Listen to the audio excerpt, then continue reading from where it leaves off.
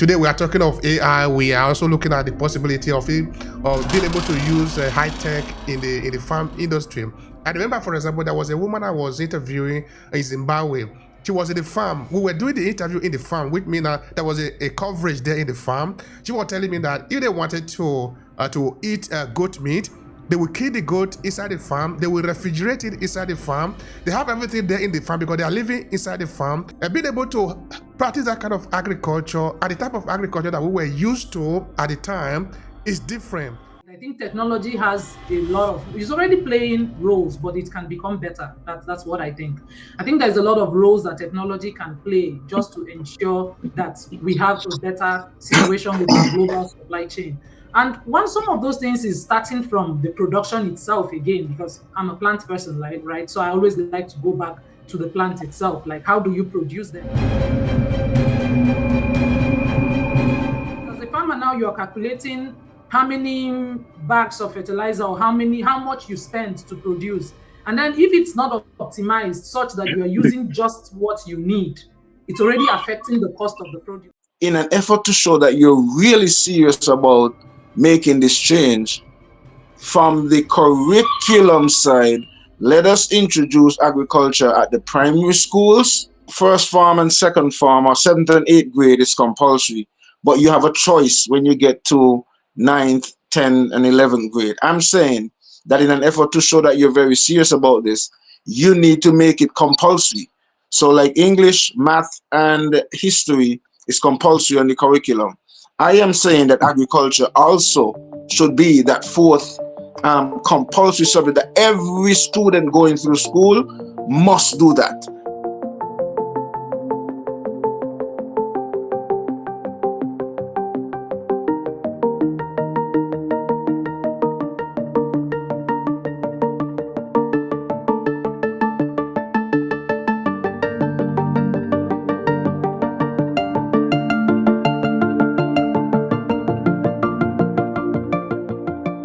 I think last week here in Mississippi, there was the whole race that we're going to have snow, it was going to rain, the projection was on point, but none of that happened.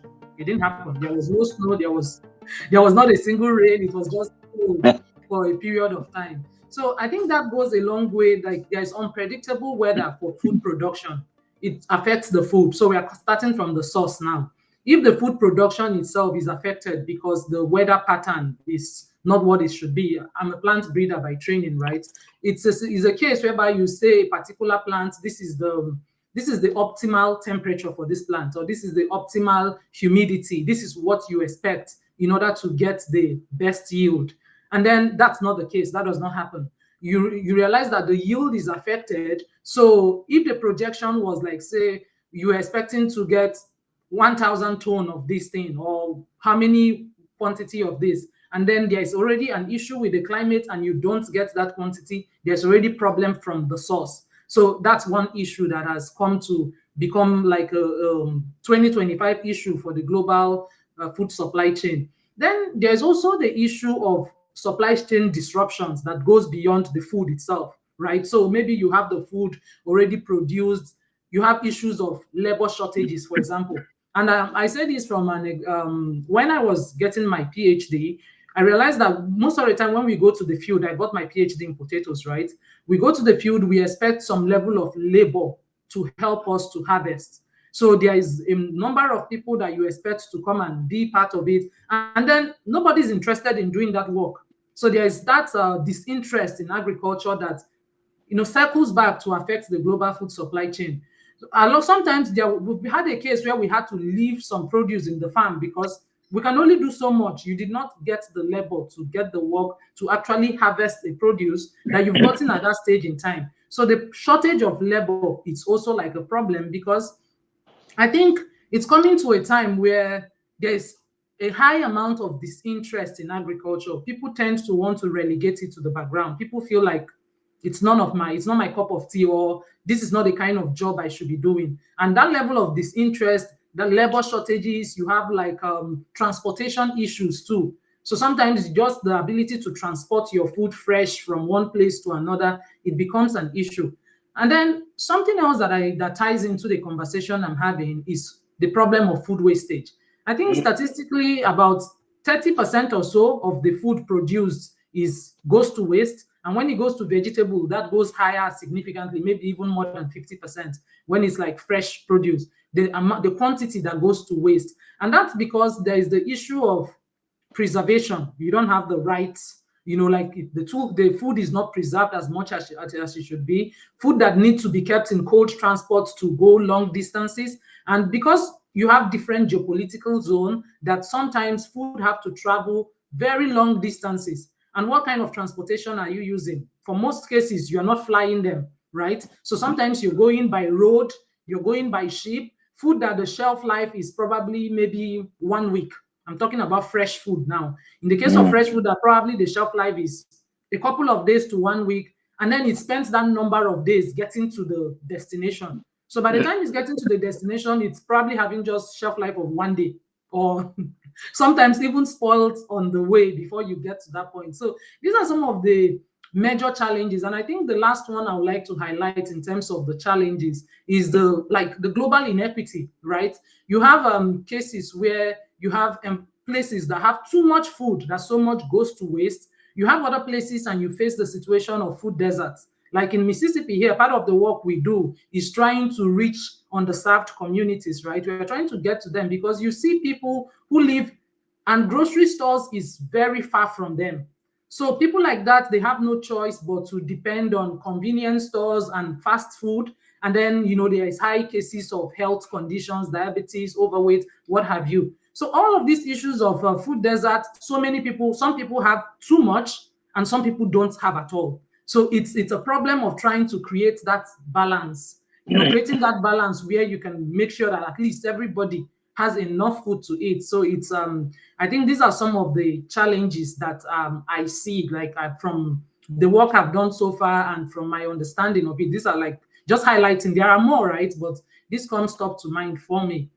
Okay, if there was anything within the area of technology that might be of importance to also highlight, today we are talking of AI. We are also looking at the possibility of being able to use high tech in the farm industry. I remember, for example, there was a woman I was interviewing in Zimbabwe. She was in the farm. We were doing the interview in the farm, which means there was a coverage there in the farm. She was telling me that if they wanted to eat goat meat, they will kill the goat inside the farm. They will refrigerate it inside the farm. They have everything there in the farm because they are living inside the farm. So being able to practice that kind of agriculture and the type of agriculture that we were used to at the time is different.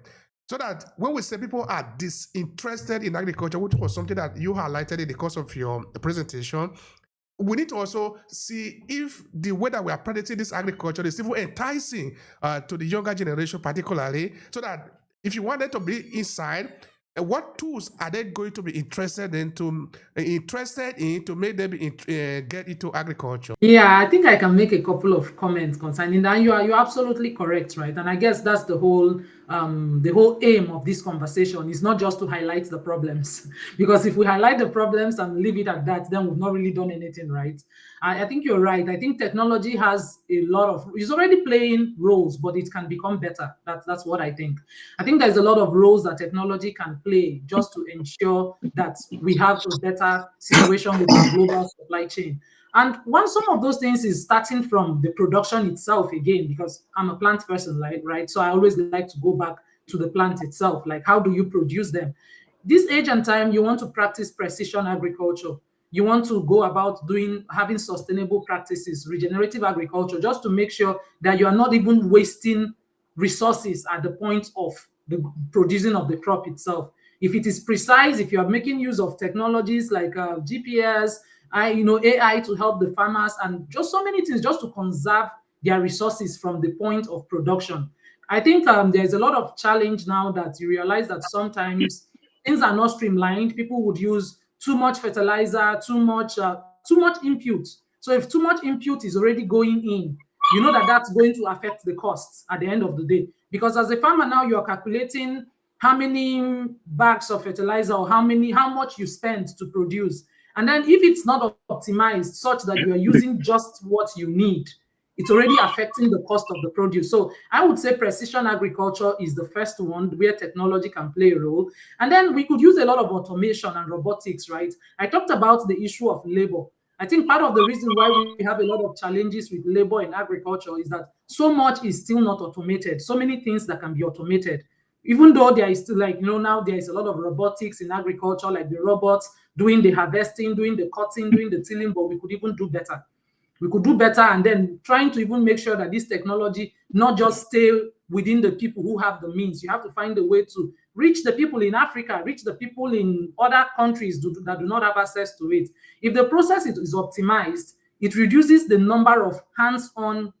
You need people now to sit there and do the work all through. So that would go a long way to help. And I think that is where you can begin to entice young people to come to agriculture, to say, you don't necessarily have to go in and be in the field to farm. There are so many ways that you can become part of the story. There are so many ways you can contribute to the effort. These days, you have tractors that drive themselves. You just have somebody sitting down and looking at the sensors and controlling them. So I think that's a great way to go. Another important one would be like digital platforms, right? You want to have you want to have ways that you can connect the producers to the consumers. Because part of the challenge with the supply chain is that there is too many middlemen sometimes. There's too many people in the middle. So before you go from the person that produced, that gets peanuts for all the hard work he has done, and you go through all of the middlemen to get to the person who is who is going to consume it, the prices has been hijacked. The person who did the work is getting nothing. So digital platforms that can really help to reduce the intermediaries and the waste. It's a great way that technology can step in. And I think the last point I want to highlight, just so I don't take too much time, is trying to make sure that we have like cold chain innovations in terms of long distance transport. Sometimes the issue of the whole disruption is that the produce gets damaged before they get to the people who need the produce. I mentioned that before. So you just want to make sure that the goods that have to travel long distances, they don't face any kind of spoilage. So this is also somewhere that technology can come in. And I guess the last one would be to, like, mention blockchain, right? Just to help with the traceability and to reduce the issues of fraud. So I think these are some of the ways that technology can really step in to optimize what we have, to just make it better. Yes, that's what I think of it. All right, thank you so much for that. All right, John Hough. So, what is your first take on the conversation? Be brief on that. Remember that we're coming to you later. Please go. Well, it's interesting. The thing that we've been doing recently has been doing some research into a number of different things. You mentioned digital platforms, and we've been working. I have a company called Enterprise Transformers.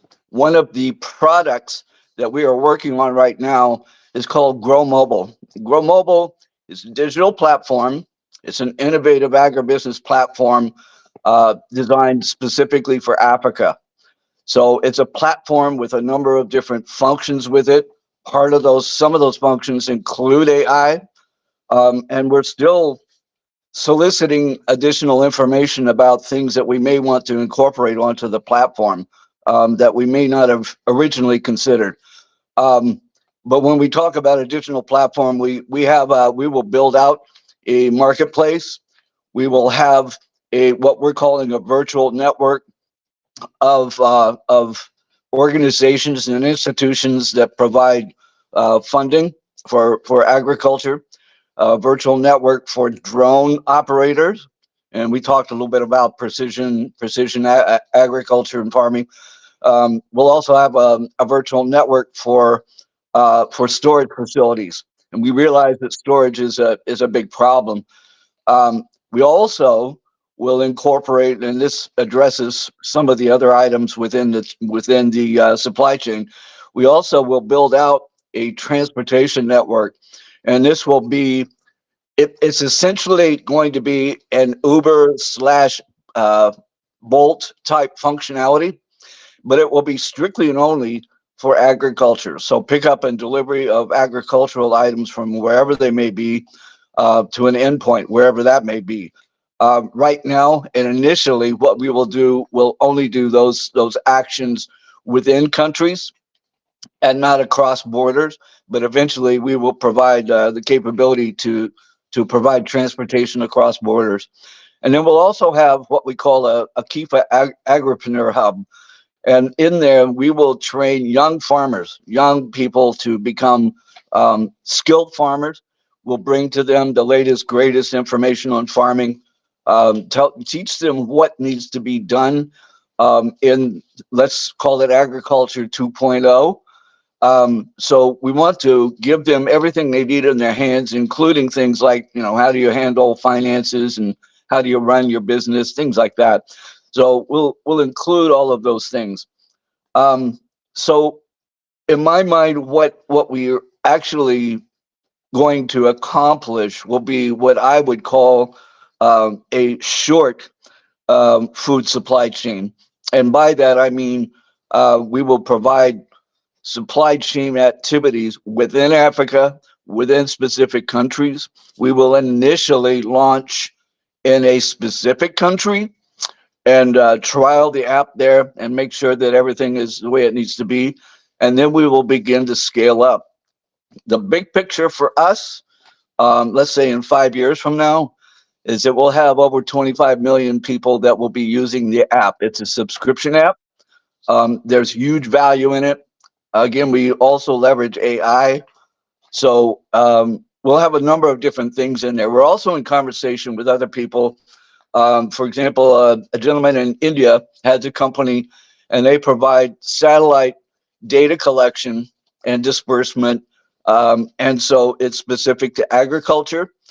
And they would provide huge amounts of data out to farmers. What we need to do is work with them to identify a simplified way to present that data to the farmers so it becomes not just data, but meaningful information. And that's what we really want to be able to do is be able to provide information to the farmers so that they can take actions.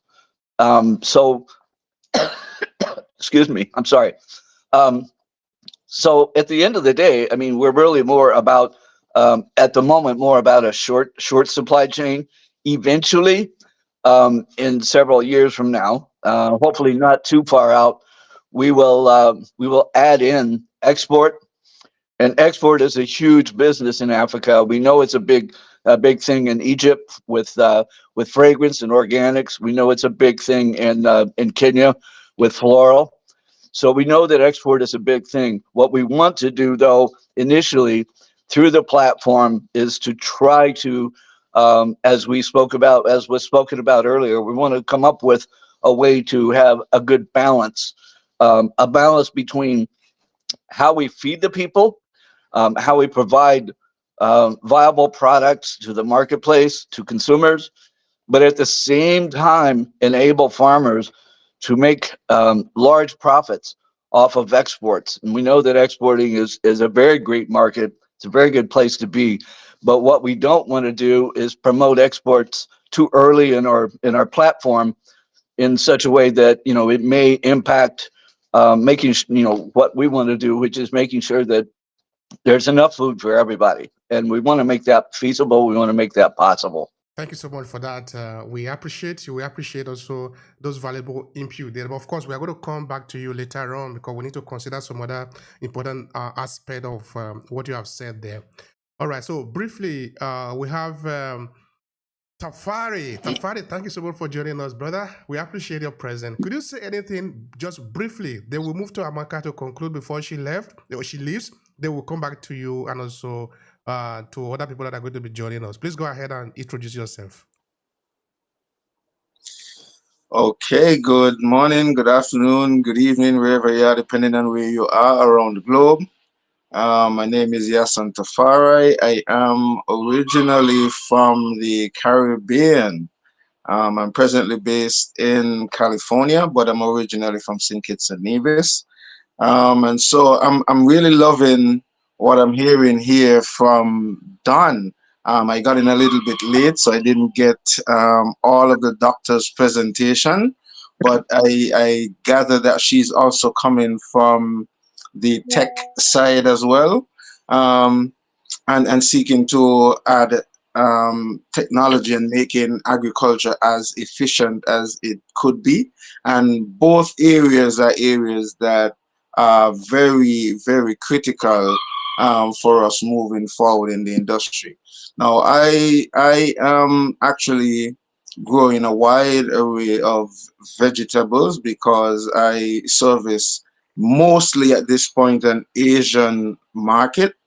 Um, However, one of the things that I see myself doing in the future is fusing a lot of what the doctor and Dan and Don is talking about here. So at this point, I have gotten to the point where I I service a few farmers markets, and I now take the surplus and create value added products, which I think is the key to the future, especially for the Caribbean and Yeah. Africa, because one of our setbacks is the fact that most of the time we create the raw material and sell it to somebody else who then create the value added product and sell it back to us. And so that's for me, I'm taking the approach of beginning with the end in mind and seeking to put all of these things together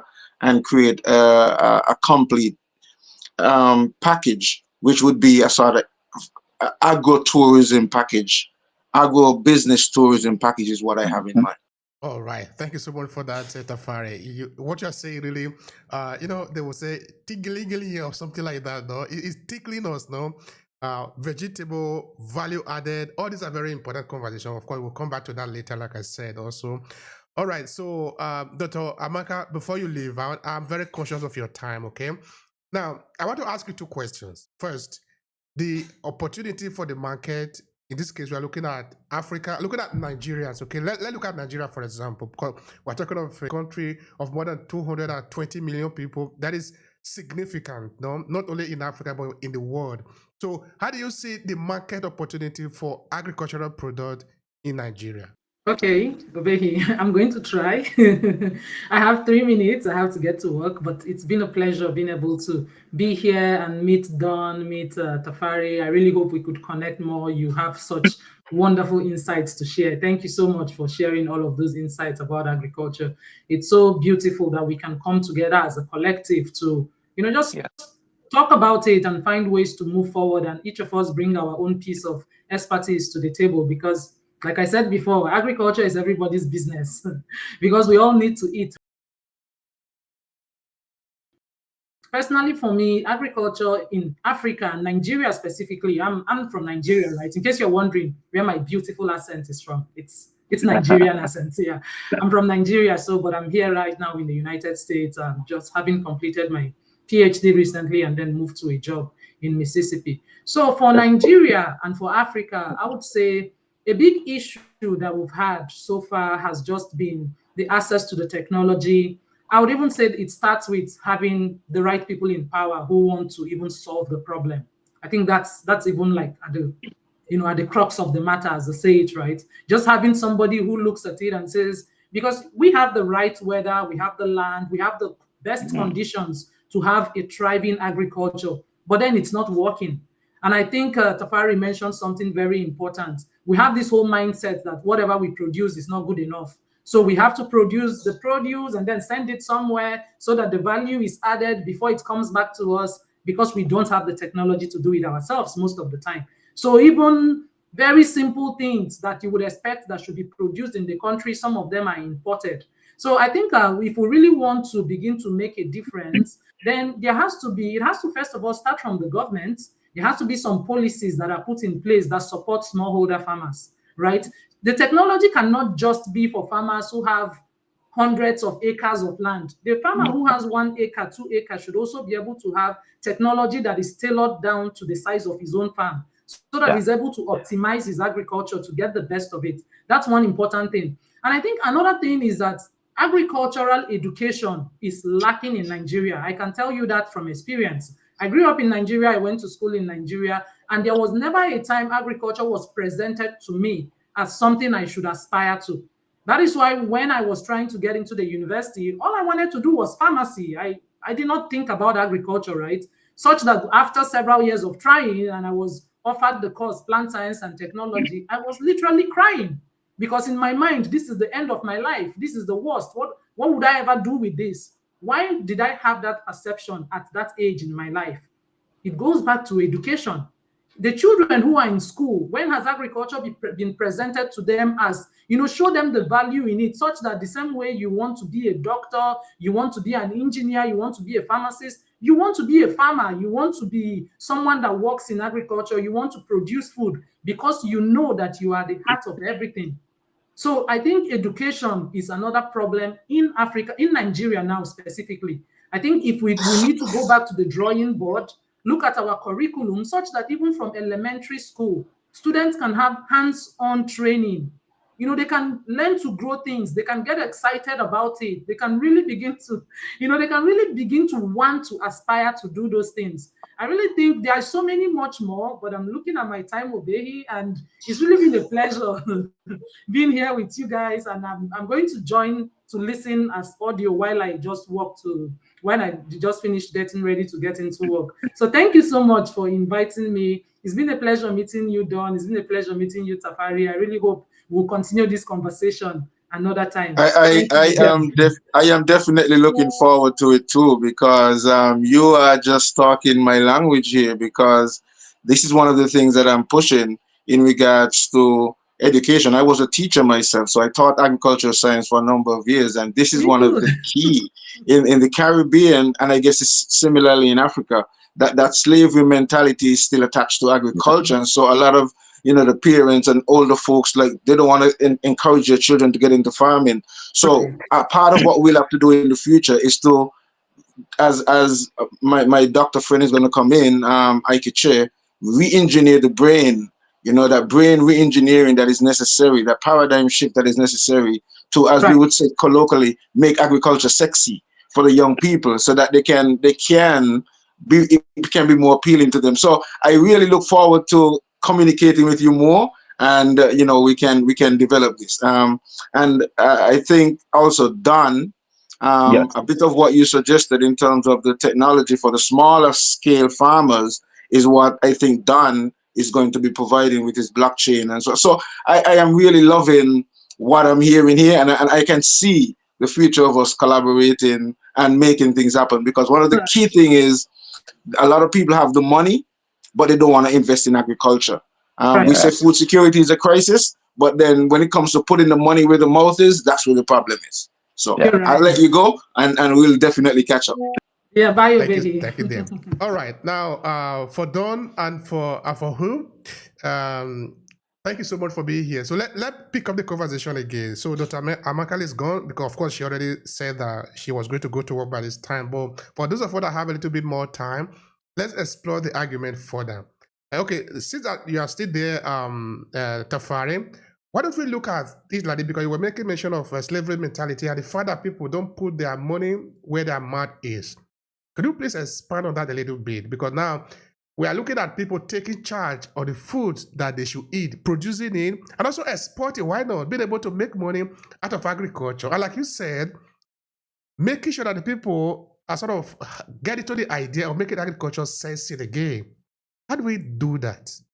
Well, for me, one of the things that I am advocating for in my Caribbean territory, St. Kitts and Nevis, where at this point the food import bill is over $200 million annually, and historically, Nevis, which is one of the two islands that makes up St. Kitts and Nevis, is or was known to be Queen of the Caribbean, because back in the enslavement era, Nevis was producing the most food out of the Caribbean, the most sugar and the most other crops that was needed for England at that time. But now the lands are in the hands of the locals, and they seemingly have other ideas with the land in terms of citizenship by investment and things like that. But that mentality in terms of um, let's use the land now we have it to our benefit and be able to at least even feed ourselves. It's so far gone.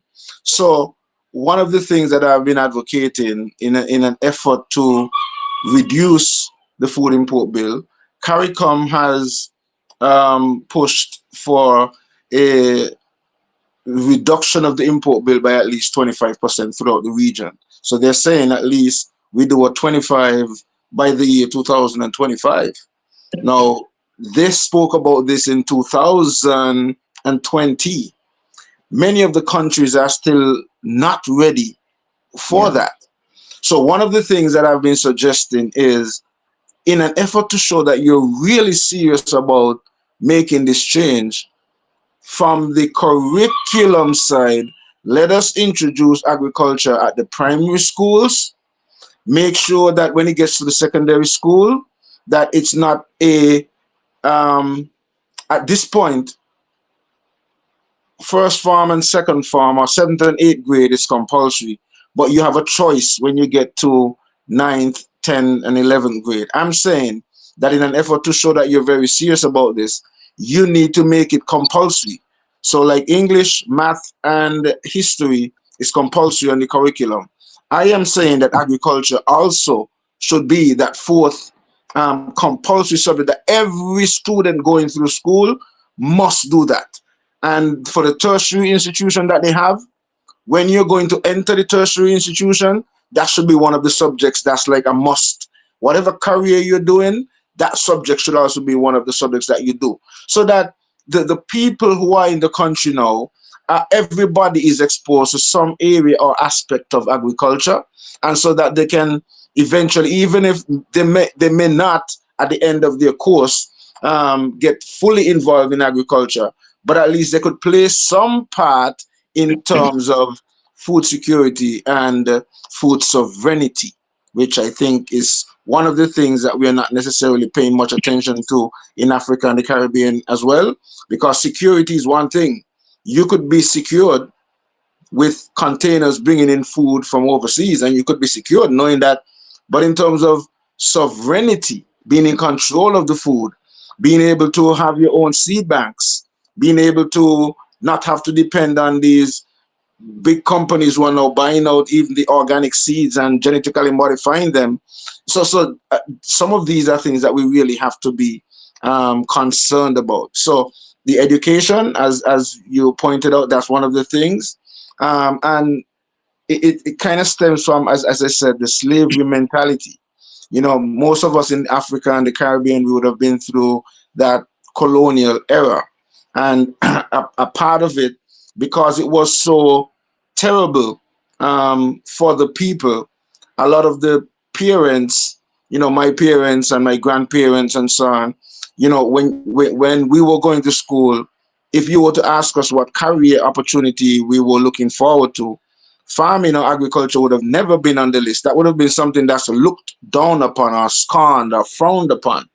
And so there's a lot that's going to have to be done in terms of that paradigm shift to show that you can become a successful business person and agripreneur. And that's one of the reasons why I also push as much as possible, push that as my career venture right now as a global agripreneur, because I want the youth. This was a part of what I taught, and even though I don't teach anymore, well, at least in the classroom, I still think that I want to continue this, where I can empower a lot more people to see the opportunities in agriculture, and also apart from the opportunities in terms of careers, where you can be qualified in some areas where it's not, the fields are not as competitive. A lot of young people are becoming lawyers and doctors and so on, and those fields sometimes become very competitive.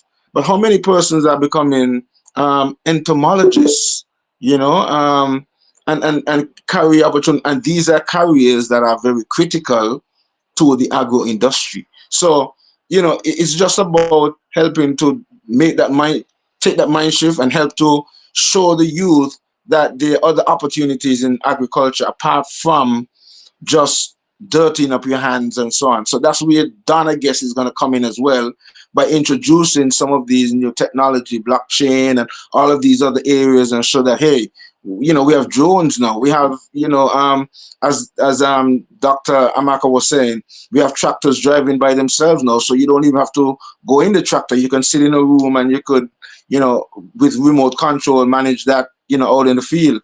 And so these things would also be helpful in terms of that mentorship that is needed in terms of agriculture is hard work, dirtying up yourself in the field, to now seeing it as, hey, I could use my science and technology skills and so on and use it as a part of agriculture. So Yeah. that's what I'm seeing, and these are some of the areas that I think we need to really zoom in on and invest in. So we need to, especially in Africa and the Caribbean, put our monies where our mouths are, because at this point we have been bamboozled in terms of food security. We have been bamboozled in the sense of politicians allowing some of the major organizations like the European Union and some of these other things that they sign on to in terms of trade, that puts them in a position where they force them to grow the raw material and send the raw material to them while importing inferior byproducts. A lot has been done in terms of brainwashing, if I dare to put it that way. Think about it. One of my mentors who I listen to sometimes, he puts it this way. He says, I don't know if you've noticed that in terms of all of the nature's creation, we are the only species that pays to live on the planet. Um, we have been duped into even buying water. I mean, you stop and think about that. How do you get to that point where you are duped into thinking that water that's run freely, that's not good for you?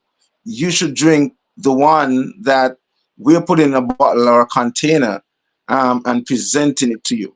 And so we have gotten to that convenience level where what is good for you is not necessarily marketed and branded. I mean, we're at a point where herbal medicines, plant-based medicine, is considered as alternative medicine.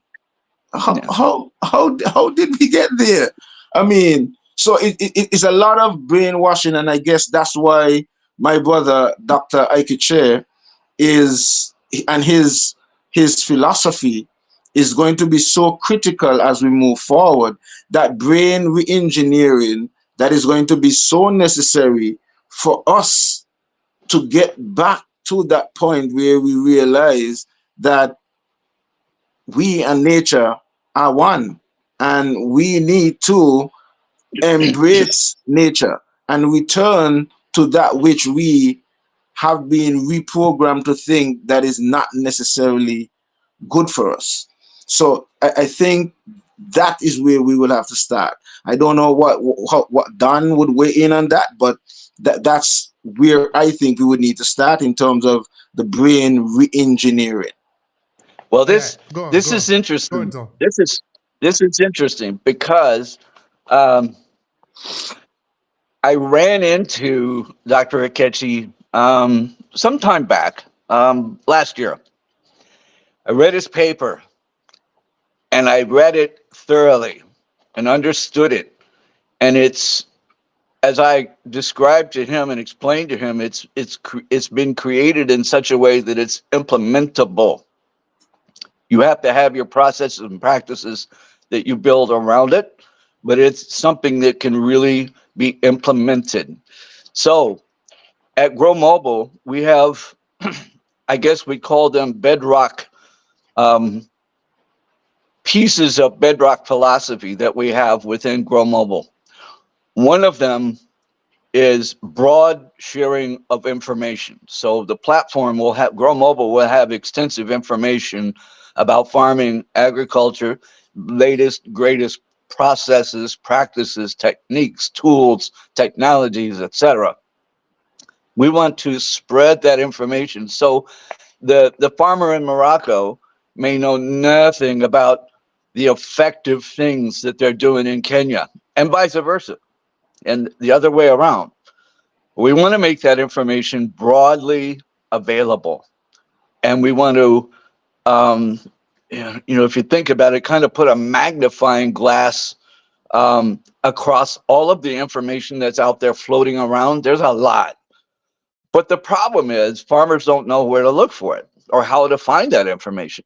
They're not aware that some guys up in Morocco found this outstanding approach for maize or some other type of crop, and they would take such a huge benefit just from knowing that's going on and to be able to connect with them to learn more and actually implement those things. So that's one part of our bedrock philosophies. The second one is building of community, and the idea again of building a community within the platform, similar to the way you can do it with, let's say, Facebook, WhatsApp, LinkedIn. We want it to happen within the platform, because the power then becomes, again, broad sharing of information. The capability of saying, "Hey, I have this particular issue. What should I do?" And it's not necessarily something that can only be answered by the agriculture community in Nigeria. It's something that people in Egypt may have experienced and said, "This is what we're doing. It takes care of the problem. You need to do this. This is what you need to do, what you can do." So that's a part of the community building. The third part of the bedrock philosophy for Grow Mobile is brain re-engineering, and that's how Dr. Ikechi came in with us. We are major advocates for this brain re-engineering whole concept. The whole concept basically says, stop thinking in terms of colonial thoughts and ideas. Stop thinking about this in terms of, I'm going to get dirty. It's not a nice thing. My mom and dad want me to be a doctor, an engineer, a lawyer, whatever it might be. And as you said, Tafari, the idea behind being involved in agriculture, and so there's so many different ways you can be involved. So it's not just getting your hands dirty. That's not the only alternative way you can get involved in agriculture. You can get involved in soil studies. You can get involved in seed improvements, not GMO, not GMO, but you can get involved in seed improvements. You can get involved in so many different ways. But what we want to be able to do is inject Dr. Ikechi's philosophy across our platform in every aspect to make sure that people know and understand we're not just supporting all of the known traditional farming techniques. We want to bring on the latest, greatest things. Some of those things may be suitable for some of the farmers and maybe not so much for others, but we want to make sure that they have that information and that we begin working with those people to begin that whole brain reengineering process. And we'll definitely inject that into our Kifa Agripreneur Hub as we train new farmers into farming. We're going to help remold their thinking about agriculture in general from day one, and basically say, this is how we need to think about it. This is what we need to think about. We want to be able to answer all of the who, what, when, where, why, and how. And those three things make up the bedrock philosophy of Grow Mobile. But I think we're most heavily going to rely on Dr. Ikechi's work that he's done. He actually is kind of our senior research consultant, but I value the work that he's done so much. Definitely. And as I listen to you and you speak about seeking to build that community between the platform, one of the visions that I have is building the physical community. So there is also a plan that I have to be able to create some agro-business based community development projects with the mindset as we are talking about here, to be able to create a setting where we have all of these variables. So within that community, I want to be able to, at this point, I'm seeking to create a small model, at least on St. Kitts and Nevis, where the population is smaller and it would need less investment to make it a reality. But I want to be able to eventually, scale and replicate it around, especially in African territories and other developing territories. But the concept is to be able to have, let's say, well, I have a model at this point that I can start with, which is a 1 hectare model that I'm working with. However, the plan would be to have farm with the agro-processing component on the property, and also the research and education side of it that you're talking about here. So you'll be able to have the capability of training those who are going to be working. You're gonna have aquaponics as a part of it. You're gonna have hydroponics, and we want to be able to have housing as well to accommodate folks who may want to come and visit, and stay and get the experience of being on a farm and experiencing what we do. A part of that, you would also, all of the products that are utilized within the accommodations and so on will be made from things that are grown on the farm. So you'll be able to, let's say, using lemongrass, make your own shampoos and soaps, and make your own salad dressing, make your own, tomato sauce, make your own ketchup.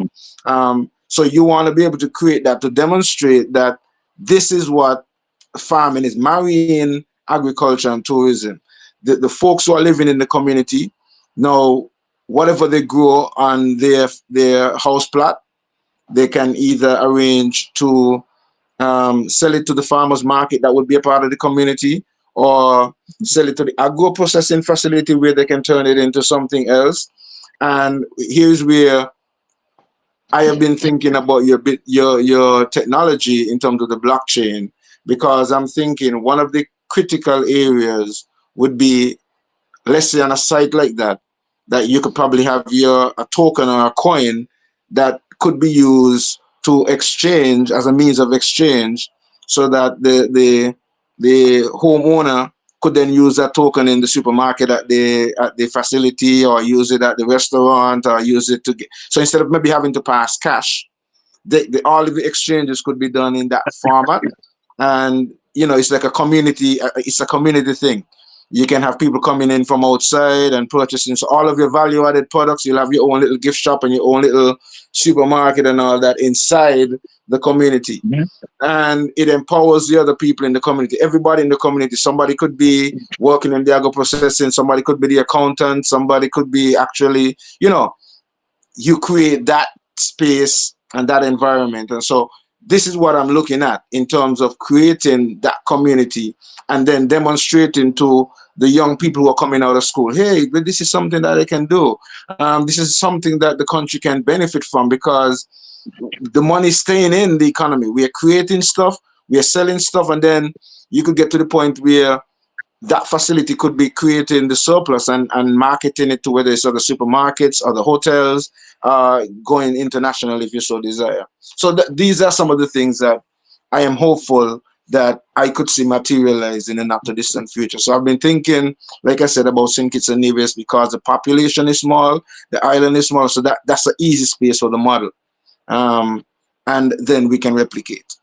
Is it something that look like a kind of agreed to as it were, or so, where maybe Yes. people Yes. They can go out in the garden and they can see their vegetables being harvested. They can help to harvest what's going to be cooked for dinner or lunch. They can do it. They can get a class on learning how to make ketchup.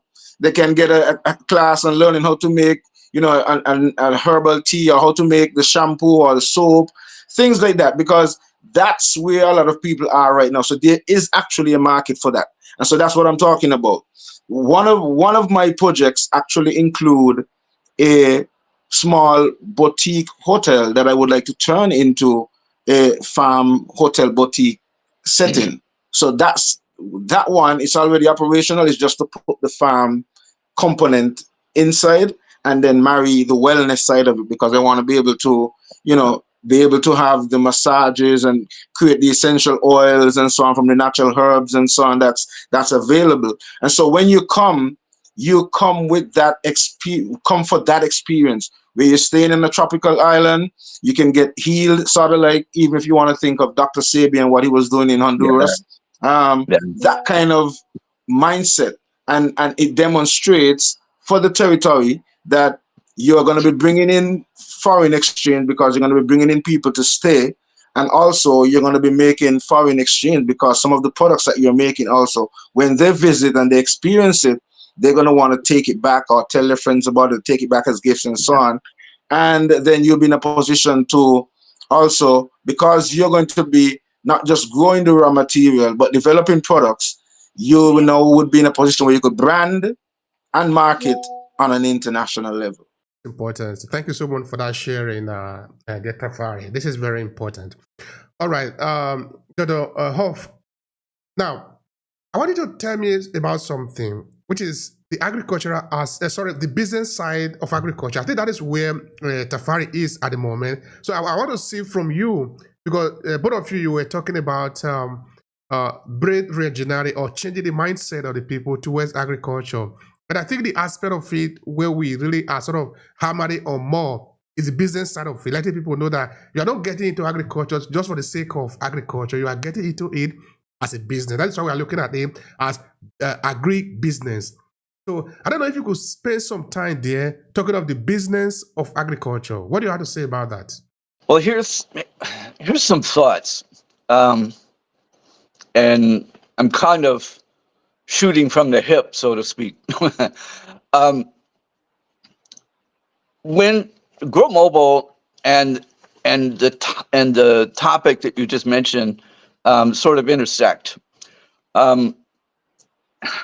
For a very long time, I've looked at agriculture. I'm not a farmer. I live in Los Angeles, but this is what's in my heart. This is what's in my mind. This is what I'm supposed to be doing right now. So when I think about it, I think in terms of, again, like I said earlier, mom and dad think, attorneys and engineers and teachers, educators, things like that are what their kids should be. I'd like to see that transformed, into, as Tafari has said, into recognizing agriculture as something that can be done and should be done. But when I get to this whole thing, one of the things that I want to impress upon people is that agriculture is something that can't be strictly and only focused on yourself. Making money, being profitable, generating revenue is absolutely critical and an integral part of agribusiness. But the idea of it being very thought about in a very small way really limits what's possible or what can be accomplished. So rather than that, I think about, you may have seen a quote that, if your dream doesn't scare you to death, it's not big enough.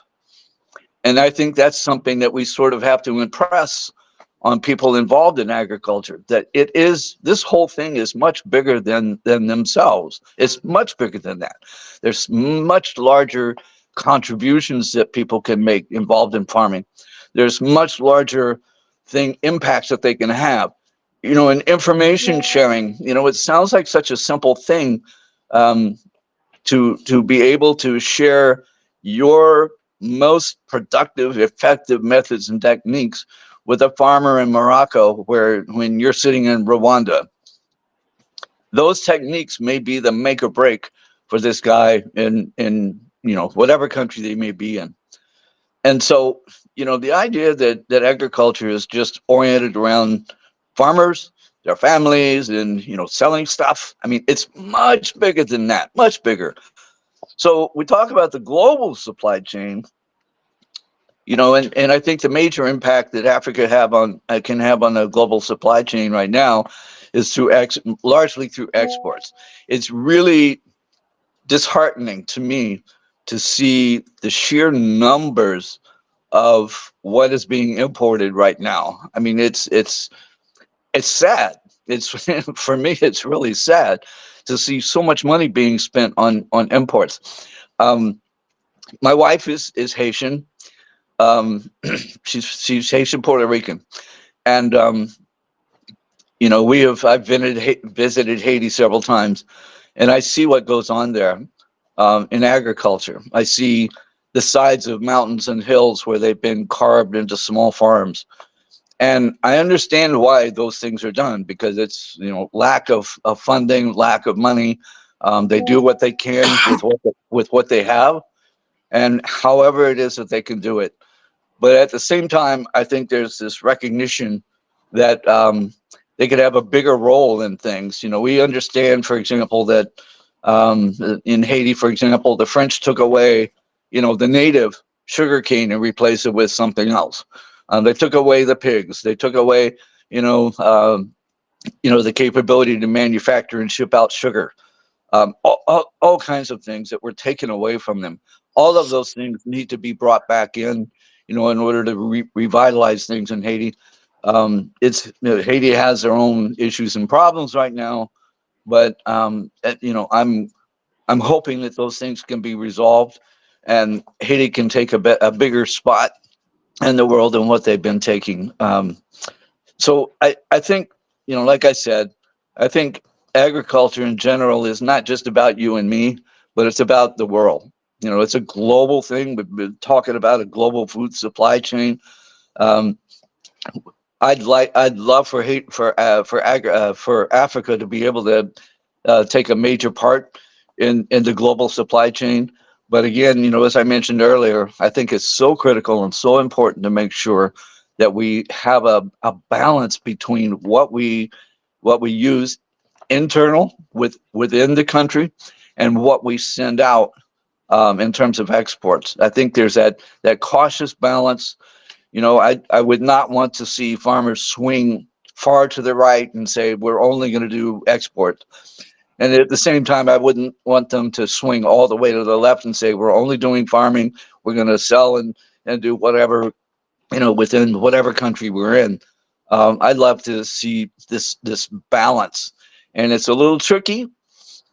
Some countries aren't particularly ready for exports, which is why we want to sort of hold off on that for now within Grow Mobile.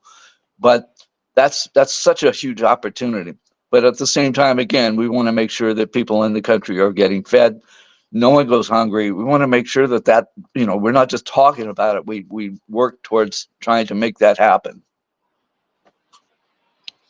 Well, as I listen to you, I couldn't help thinking about Burkina Faso and the approach that that leader is taking in regards to agriculture and some of the agricultural moves that are being made. And I think that approach needs to be adopted by many more African territories and even territories in the Caribbean, where, for example, they have vouched to not sell their raw cotton, but to take the cotton and make it into cloth first or clothes, and then use those to create the uniforms and so on in their territories, and then they could export the value added side of it. And this is the kind of approach that we need to take.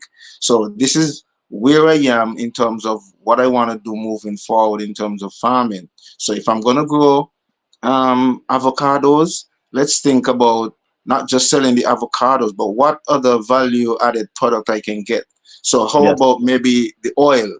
So then let's invest in the machinery so that we can export the raw avocado, and then those that may be blemished and still does not meet the standards or requirement, or maybe they fell, and those can also now go into the processing side where you can extract the oils and sell the avocado oil, which is a higher end product. You know, you brand that and you label that, and that's now creating revenue for that, for whatever territory that is. If you're growing, you know, okras, what other way can we process the okra? We can do frozen okra, we can do freeze dried okra. And so methods of preservations and things like that, or, you know, whether creating a wine or creating a sauce or creating a canned product or something else that you can get a higher value for that same commodity. And this is the kind of approach that we would need to take, even if it's a small size, you know, farm. If it is small size, then one of the things that we would have to do is learn to cooperate and collaborate and create, you know, corps and so on, so that even if you're a small scale, um, you could have relationships with other farmers to make sure that you meet the quota that you may be required by some other large institution out there or something like that. So in terms of the business side of it, these are some of the things that we really have to consider, and that is why those who are going to embark on agriculture in these times, we kind of have to get them to see it from that perspective, so that they come into it as not just subsistence and just going to feed themselves alone, which we do want to be able to sustain our own selves. So then that's why we have to be able to create our own byproducts. So yes, there's Kellogg's, but we can make our own version of cornflakes. We can make our own version of whatever it is that they are making. Demonstrate that a lot of these industries are actually agricultural industries. And that's one of the things too that I think sometimes as a people, we don't make the connection. We don't make the connection between the product or the value added products and agriculture.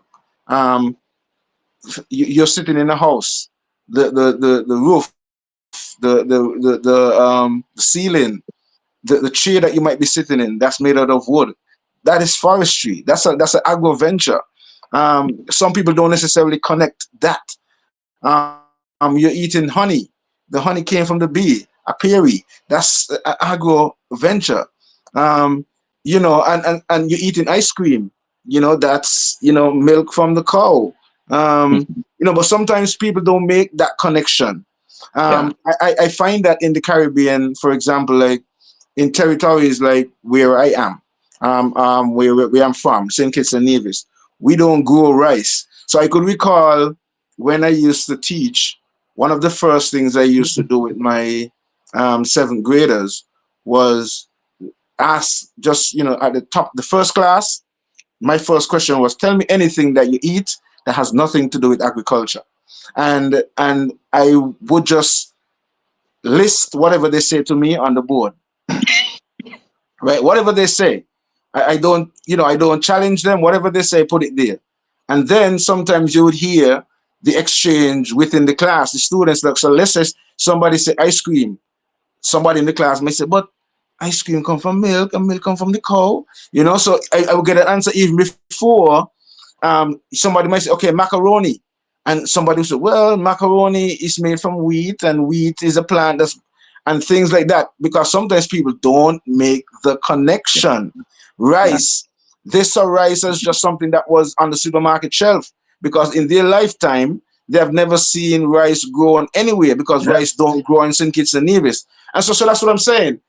Sometimes this is just what it really needs, in terms of making that connection between agro business, because sometimes there are businesses that are intermingled with agriculture. Sometimes you only get to see it when there's like a agri fair or something like that, and you get to see all of the different businesses and so on that's connected to agriculture. So I think sometimes too, more of those displays need to be done as well, where more people can see how some other businesses and ventures tie into agriculture without actually doing the physical dirty work. Thank you so much for that. This is really very important. Yeah, we knew that this was going to be an important conversation. Really, it is. So I really thank to both of you for your sharing here, and of course to Dr. Amaka, who was here before, and of course Dr. Ikechi, who is having a little bit of challenge connecting. I hope that he will be able to connect because, of course, we have a short time to be here. Then we will be closing to come back here again next time. Now, I have a question that I want any of you to respond to. Then the other one will respond later. It had to do with some of the challenges that maybe some other persons might be feeling. You see, before I was saying that the question that Tafari was raising is not really philosophical. It's a real question. You know, I am telling you to produce food to eat so that you will be alive. You don't need to go to school to even know this. You don't need to become a religious affiliate to know this. You just need to be alive to know that you need to eat to be alive. And for you to eat, you need to produce the food that you need to eat. These are things that should be really simple for people to understand. But something have happened that even the basic thing we don't understand it anymore. But other than this, are there other complaints that people maybe are sharing with both of you that are expert in the field that maybe this is the reason they don't know about the potential in agriculture? They are not into agriculture. They don't understand it. Like, for example, we were making reference of the little kids in the school. They don't make the connection because nobody have taught them how to make the connection. But for the adults, they don't make the connection. Why are they not making the connection? What are the challenges that people are sharing with you as for the reason why they are not participant of the agriculture, even though their life actually depends on it? Let's start with Tafari. Well, let's face it. In today's world, like I pointed out earlier, in terms of the distinction between food security and food sovereignty, for many in these days that are dependent on a salary and dependent on money, food security for them has a whole different um, interpretation. So food security for them would be going to the supermarkets and purchasing whatever is available. So if the boats are able to come in on a regular and meet the demands of the supermarkets, then food security is not an issue. So why would I kill up myself to plant when I could, go and go to the supermarket and just pick up whatever it is that I need in a box? Why should I go through grating a coconut to get coconut milk when I can just go and pick up a can of powdered milk on the shelf? So with these things, convenience and that making it um, making these not so healthy alternatives more readily available than what is grown locally, and that coupled with the mindset that would have been placed on many who are coming out of that colonial era.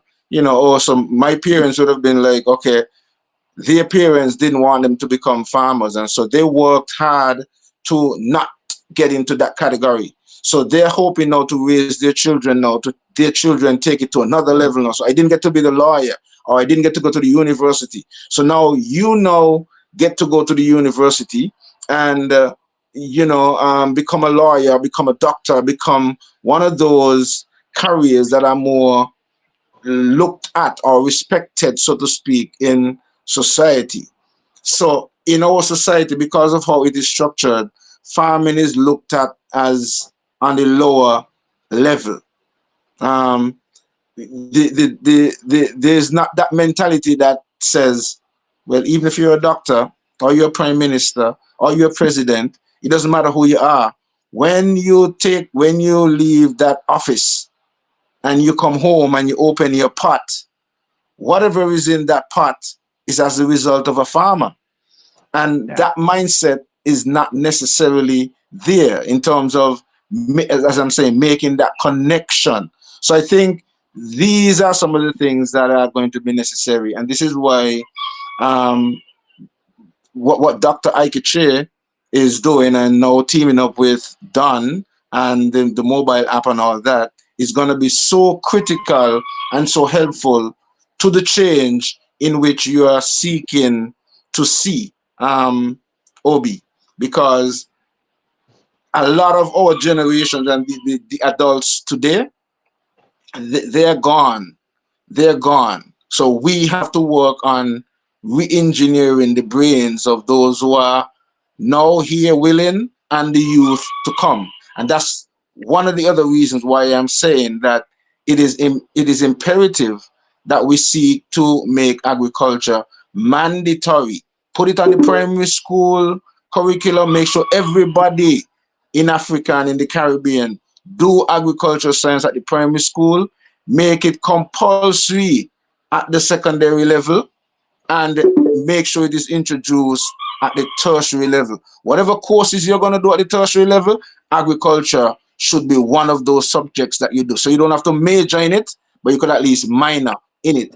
And if we're not going to be doing this, then that brain re-engineering and that paradigm shift that is absolutely necessary for us to regain food sovereignty. Thank you so much for that. I appreciate that. I can hear the cock there is inviting other where in the environment.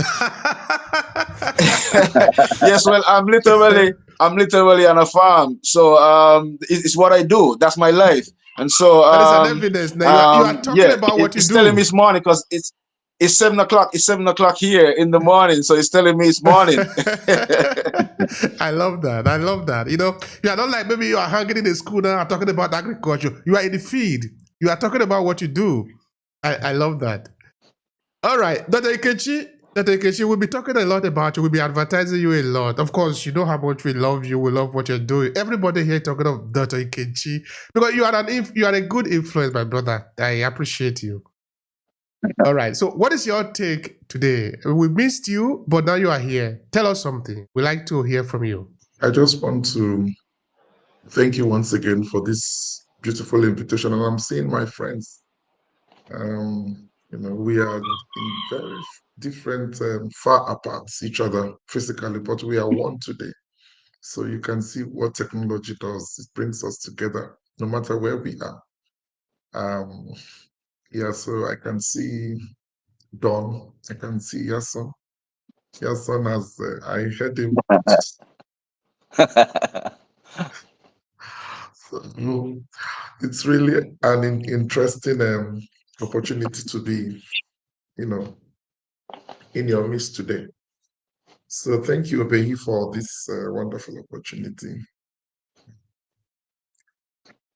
Here, regarding global, I don't know, I have a presentation, but I can actually not present it, and just speak to it. Yeah, about, the brain reengineering strategy which I developed. I just wanted to talk about global food supply chain. Most times, whenever we talk about food supply chains, most people begin to think about um, maybe value chain or maybe even the supply chain, but not really understanding the dynamics involved in the supply chain issues. So whenever supply chains are mentioned, it's always good to take it gradually to begin to conceptualize it. Now, just or rather simplify it. So the first aspect of every food um, supply chain is the producers, those farmers. And when we talk about the farmers, we must have to talk about the issues that affect them. Then, of course, we need to identify the farmers. Are we talking about crop farmers? Are we talking about livestock farmers? And even if you're talking about crop farmers, what type of crop farmers are you talking about? Are you talking about the permanent crop farmers, or who can also be referred to as plantation crops? And we know some of those crops, that we use, and we know that some of those crops are raw materials for industry, like some of the food industry. But I was looking at the hospitality management recently, and I began to see that it's a very important sector, which which of course the agriculture and the agribusiness sectors can leverage upon. Let me take it gradually again. Now, let me talk about after the producers, between the producers and the final consumer or the end user, are those who are involved in brokering activities. And the brokering activities are the middlemen, those who can either be the wholesalers or bulk buyers, and also the retailers. And of course, we can have some maybe bridges, some institutions in between also the wholesalers and the retailers, sometimes depending on the product, because the product defines the um, the supply chain actors. So but whenever we are talking about global food supply chain, it's not just agriculture. Marketing has come in, economics, of course, macroeconomics also has come in because they are all related. You are talking about issues that surround transportation, issues that surround labor, issues that surround some of the global issues are like COVID. We saw what happened during COVID. Anyway, that was a typical situation that was on ground. And of course, economies were battling here and there. The key players were battling on how to ensure that this is managed so that the people can also eat. And also some businesses can also prosper because livelihoods are dependent on these institutions or key players. Then after that, I I began to look at the how to conceptualize the hospitality industry, which of course is a potential growth sector within the service sector.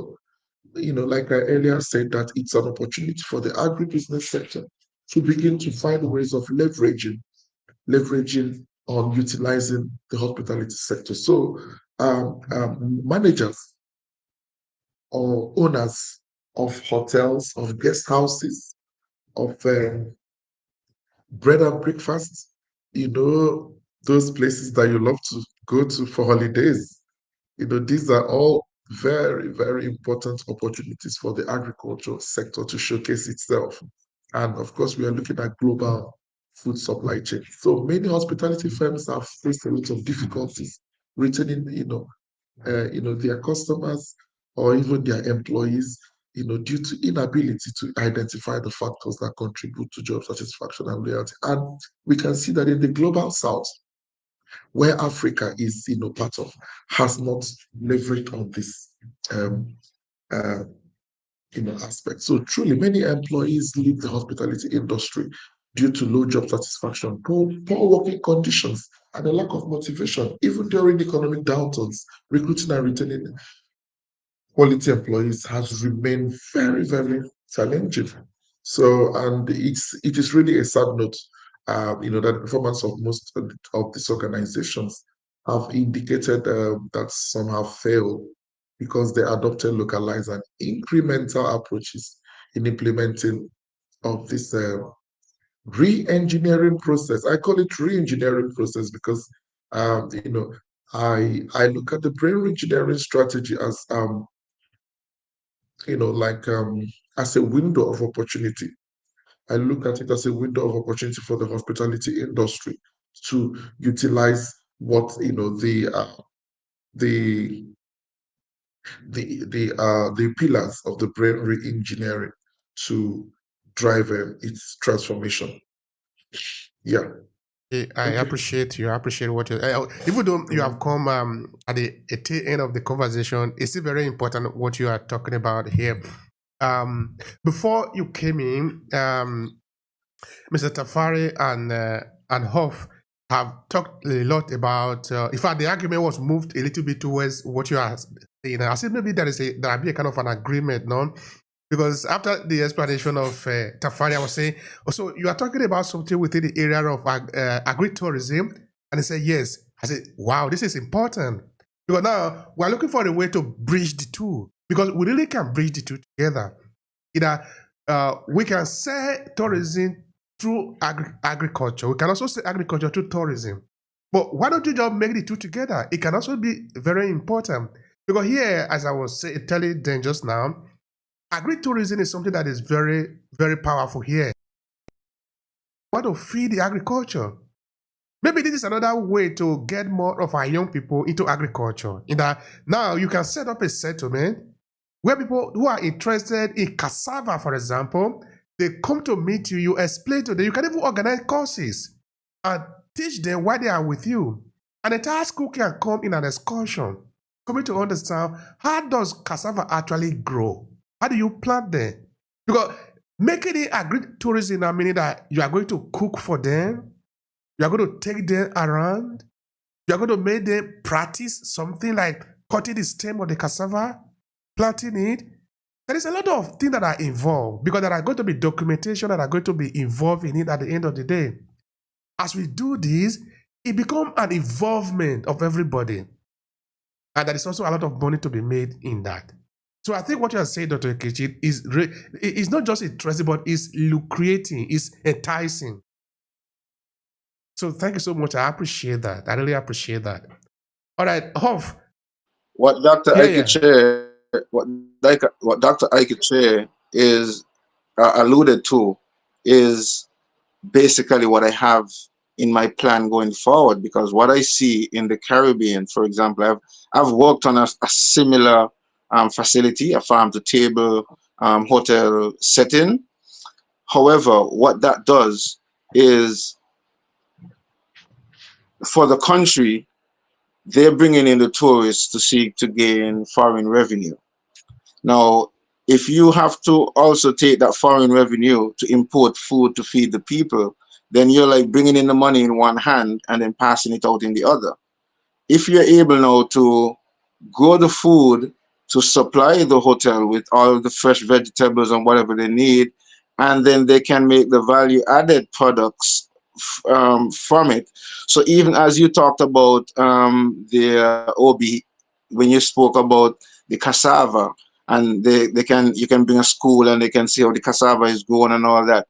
With the hospitality industry now, they also get to see how the cassava can be processed into, whether it's the flour, whether it's the cassava bread, whether it's the other products that you can get from cassava as well. So that's when you seek to marry both of them, and you get to benefit from both. So agriculture now has the farmers now have a market because you're now supplying the hotel with the raw material, and you're also in a position to maybe create the value added products, the shampoos, the soaps, the lotions, the essential oils for the spas. All of these can be grown and developed and marketed and branded and demonstrate that this is a business that is connected with many areas that one might have never thought is necessarily connected to agriculture. So, Dr. Ikechi, I think you really are onto something with the brain re-engineering so that we can really see this, because I think it needs to be seen. And this is one of the reasons to why I want to be able to create that demo model, because as much as I am saying it, and all of us who might be here agree that it is something that should be done, only when many are able to see a actual model of it working, that it would make a lot more sense to those who we would want to further invest and take the model and replicate the model and make it scalable. Because with those communities, this type of community that I'm talking about, it's not just creating a housing, it's also creating agripreneurs and putting the people in a position where they can feed themselves and also create career opportunities for themselves and make business and make money for themselves, empower themselves. All right. Thank you so much for that. There is an Yeah. aspect. Yeah. There's an aspect Okay. that I want us to talk about. Okay. Maybe Dr. Ikechi, you can move into that. I just want to point it out. Is it possible? Because I'm saying that because there is a project that we are working on, and I'm trying to see if we can put all of them actually into one umbrella. No, that we have the tourism aspect that we are working on, but we also have an agricultural project that we are working on. Our tourism project is a way is designed in a. There are some people of African descent that are maybe in one part of the world, but they want to experience the life in another part of the world. Say, maybe for example, you are in the Caribbean, you have never been to Italy. You want to come to Italy as a tourist, but a different kind of tourist. In that you want to see what is the African presence in Italy, not just any type of presence. You want to come and visit some places where they can show you what is the African footprint in Italy. Therefore, you are coming to meet other people that look like you in Italy to show you what is Italy from a point of view of Africa. So this is a project that we are developing. So the fact that it can even extend to Africa, we have people that are going to be working with us also in Africa. You want to visit Africa, but we don't just want you to pay a ticket and go there and wander around, because Africa is the world. You go there with a program, somebody is going to walk you around. You also participate in project, no? Because we are bringing in agri into it. So now we have agriculture, we have tourism, and we also have this culture. So how do we merge all of these together and make it a business idea? So that is where I think, Dr. Kishi, you can call me.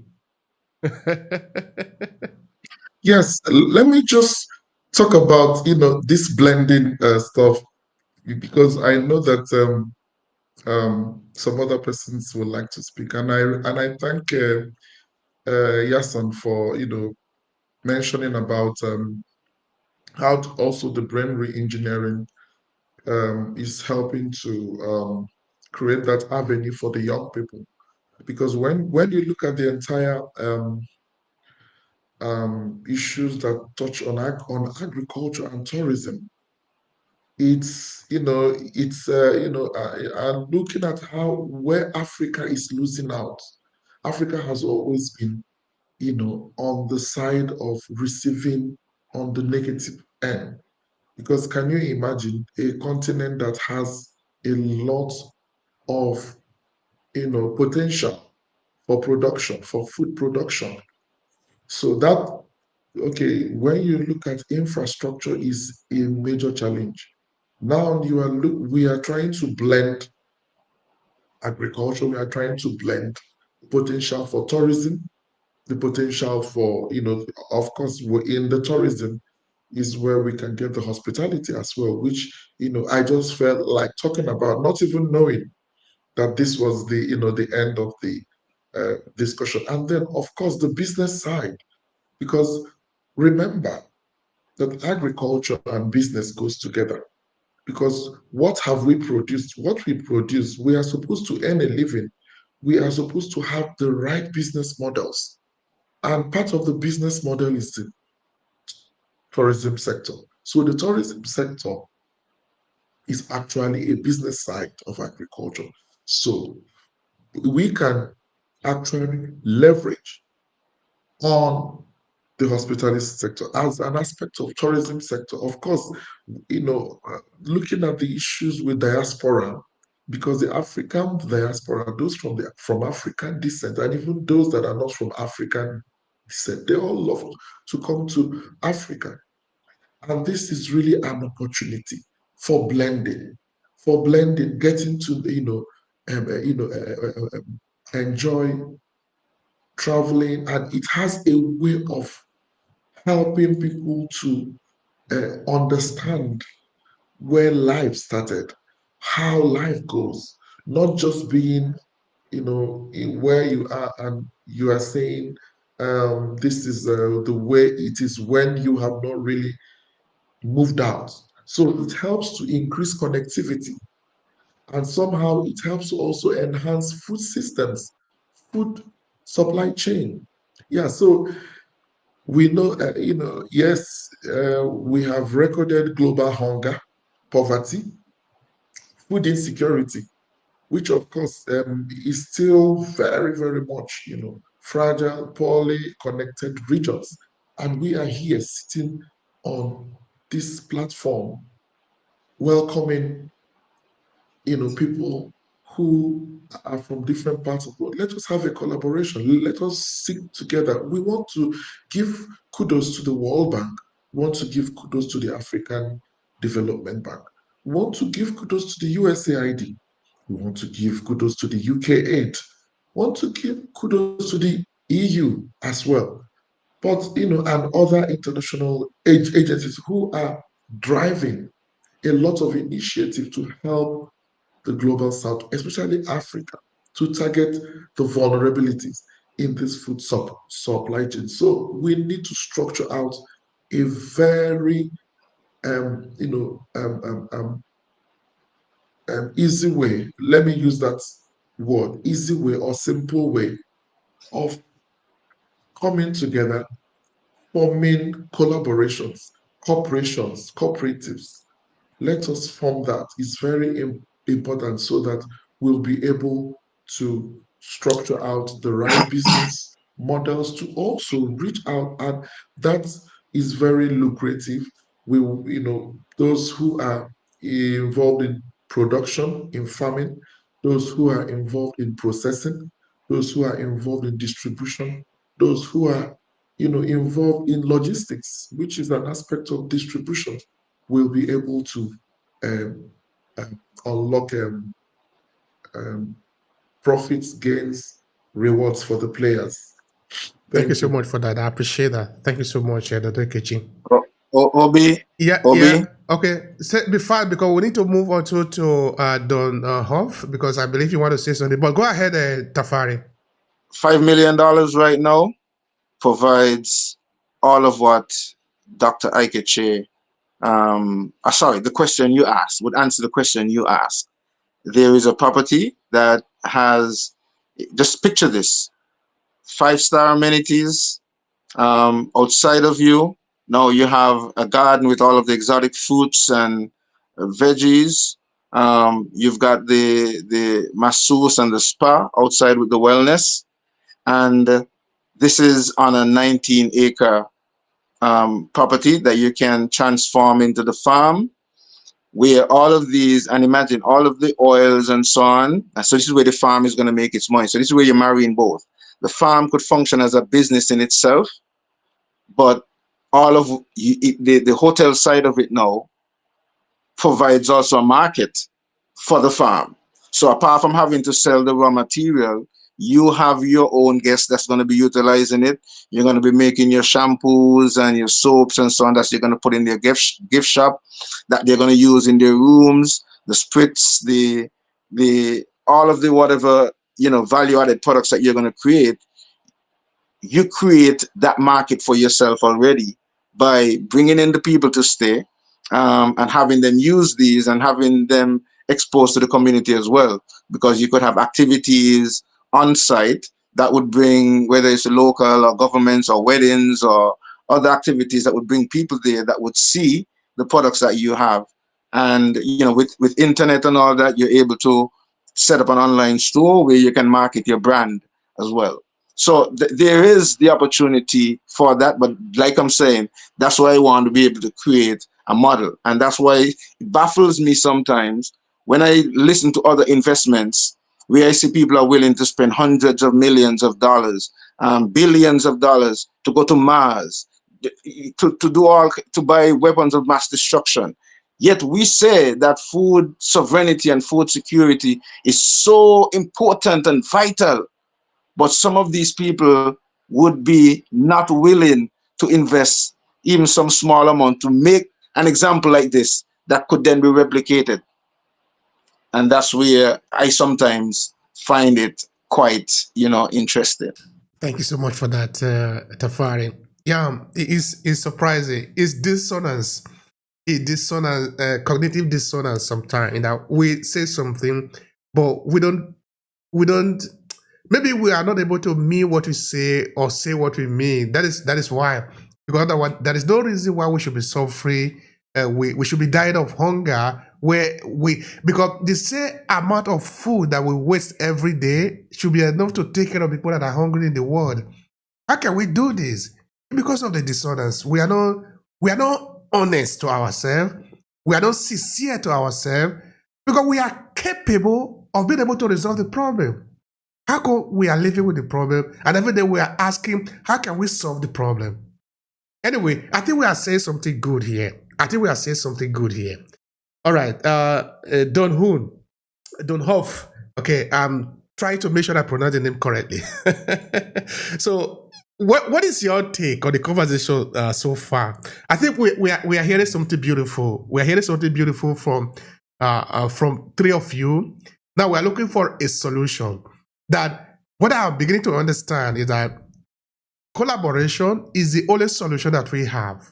Yesterday, there was an event that was organized. I organized it with a group of theater artists here in Italy. So they invited me to participate because I had to record it online. It was really, really very fantastic and beautiful. They were coming from Bolzano.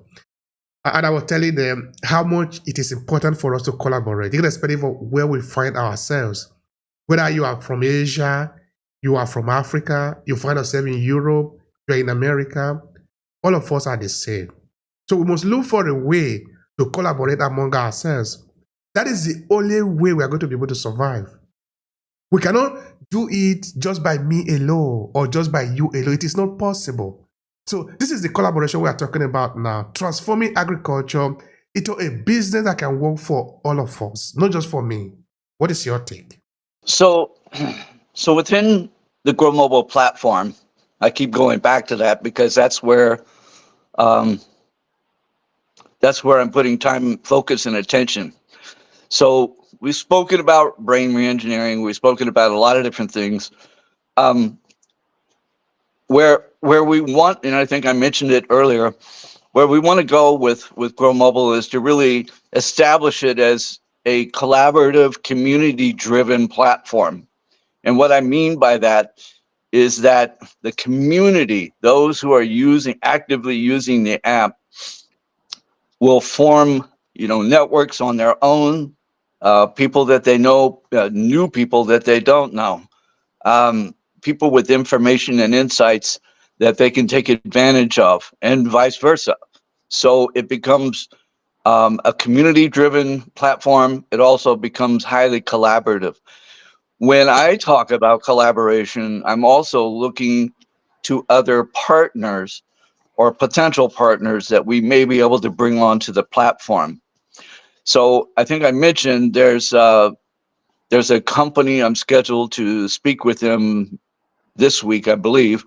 They do they have satellite products, but satellite-based products, all oriented around agriculture. The issue is that what they do is extremely sophisticated and generates a significant amount of data that can be very useful. But the problem is, as I see their demo, is it's a lot of data and not a lot of information that will be usable by the farmers. So the conversation I want to have with them is, as if we decide to partner up somehow, is to make sure that the information they provides something that farmers can actually act on. I also have another potential partner who is based in France with an AI-based chatbot that's been trained heavily in agriculture. So taking a picture of a diseased leaf, it would be able to make a diagnosis and tell you, what's going on with it. It can also provide you with advice and additional information. So it's a chatbot, but it's specific to agriculture. In terms of other collaboration, I've got other people in my network who are involved in tech in some way or another. There's so many people that want to get involved. And the issue is, we really can't bring anybody on right now based on lack of funding. We're just waiting. We expect it to come. And there's this pent up demand to be able to do something with this whole thing. I want to make it as collaborative a platform as we can possibly make it. We do not want to build an app that farmers will not use. We do not want to build functions inside the app that farmers will not use or that they don't find useful. And then at the same time, we want to, ensure that we're impressing on people the bedrock philosophies that we have, and definitely Dr. Ikechi's brain reengineering is a major part of our bedrock for Grow Mobile. So, the whole thing here is really that we kind of headed in the direction of talking about the global supply chain. My take would be that there are certain countries in Africa that are prepared and ready and are partaking in the global supply chain, and other countries are not there yet. Doesn't mean they can't be, they're just not there yet. And I think it takes this collaboration that we were talking about to help prepare them, introduce it to them, help them understand what it's all about, and to begin producing the items for export.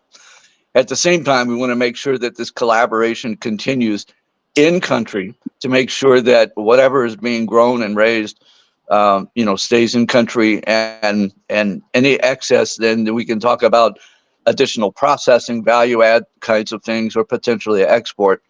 I hear I have a million stories from a million different farmers about the problems that they run into on a daily basis.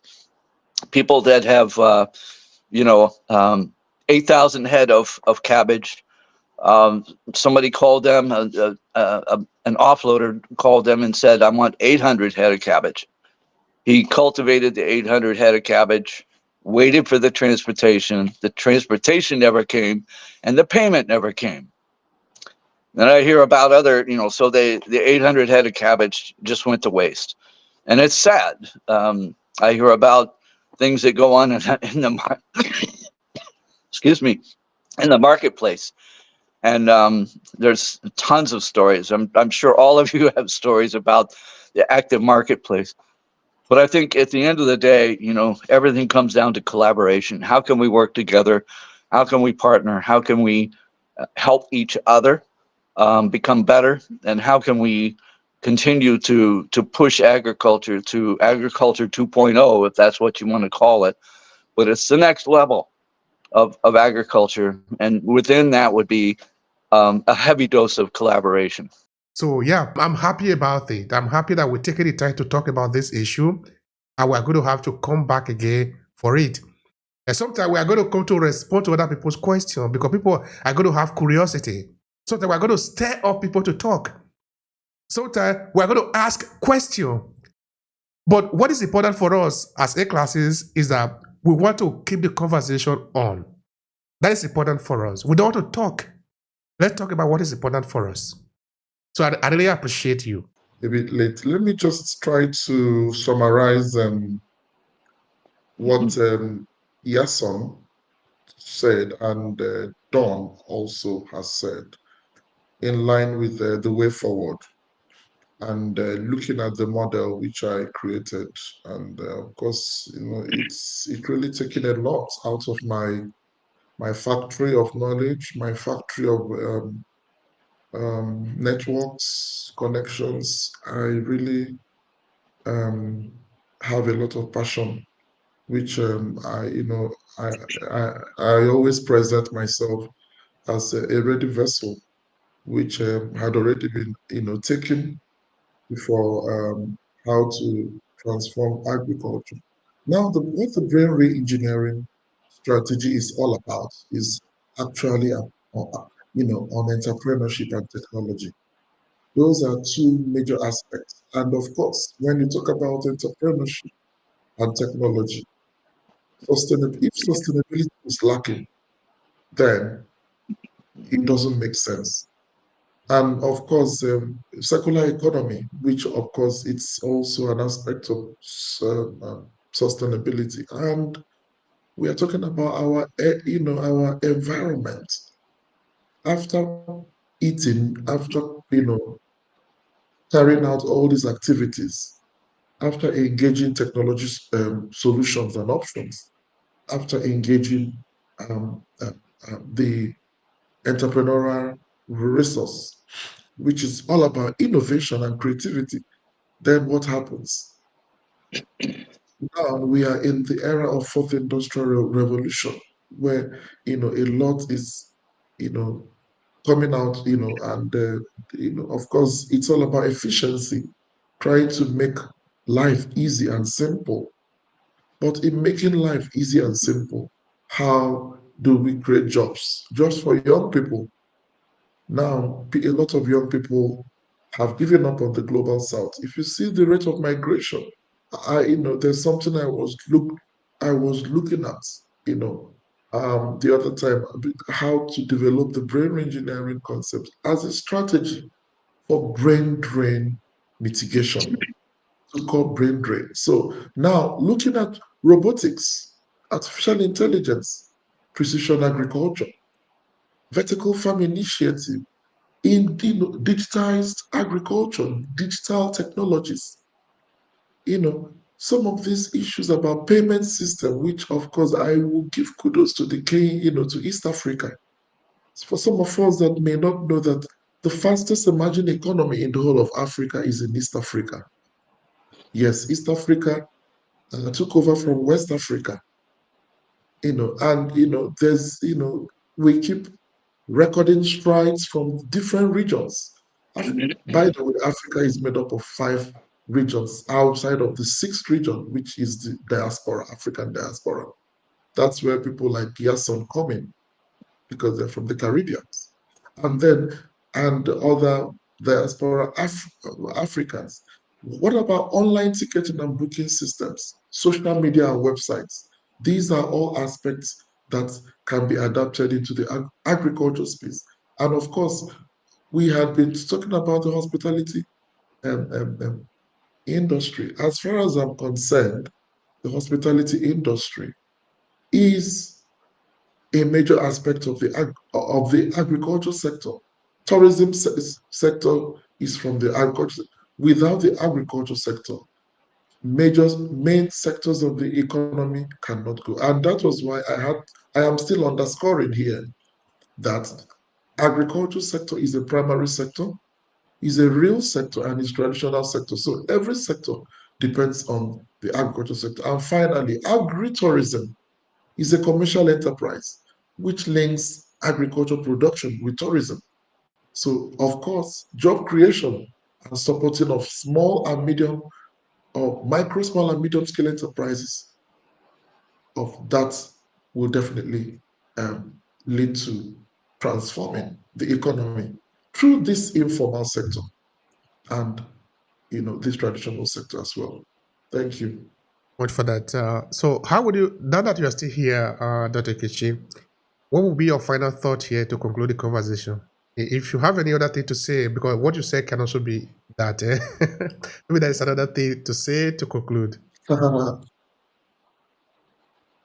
Yeah, my final talk is that we need to invest on on the younger generation, because the younger generation um, is very, very important. That is in the heart of transformation. Of course, women it's very important because women are very strategic. Without me, my story in the agriculture space, my mother cannot be left out, because she was the one who influenced me. She didn't train as an agriculture person. She didn't even know when she was, of course, sometimes I ask her, what was making you to tell me to get into the farm? For crying out loud, I didn't grow up in the farm. I grew up in a university environment, in a higher learning, of course, a tertiary education, one of Nigeria's foremost universities, public universities. And what will make me to get to study agriculture as the only student, as the only person in a university environment like that, in a secondary school where we were studying, we had prominent people. in my school who are known globally today, but their parents were influencing them to study medicines. Later on, they left medicine and surgery and they began to chase their passion. Yeah, so we need to invest on the young people. We need to train our young people properly. We need to expose them correctly. We need to search for mentors for them. If you don't search for the right mentor, if you don't pray for your children, you will be in your children will become praised in the hands of the enemies. Thank you. Thank you so much for that. I appreciate that. Thank you very much. All right, Dr. Hough, what is your final thought to conclude this conversation? I have a few.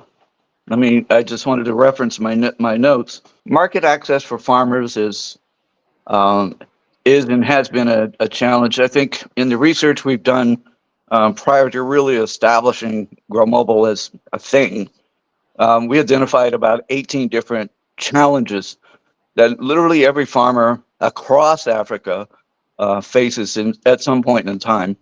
And some of those things we can address through software. Some of those things we cannot.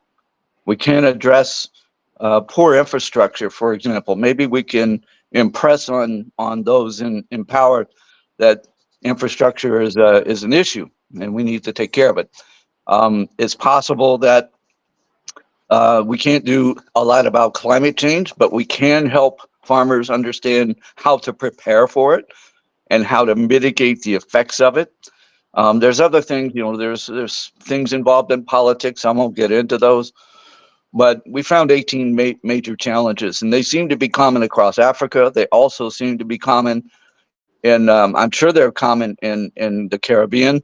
I know they would be common, and we've received feedback they're common in India and in Pakistan and in certain parts of Asia.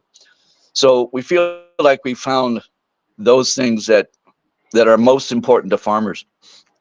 The thing that we really want to do is to focus on the farmers that really want and need some kind of new support that maybe they didn't have in the past.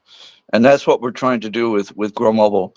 A new way of thinking, a new way of gaining information, a new way of selling items that maybe they didn't use before or had limited success with. We're so committed to this platform that the hope that we have is it becomes a major player across Africa. I think I mentioned earlier our 5-year target is 25 million people plus using the platform, and we like to see more than that.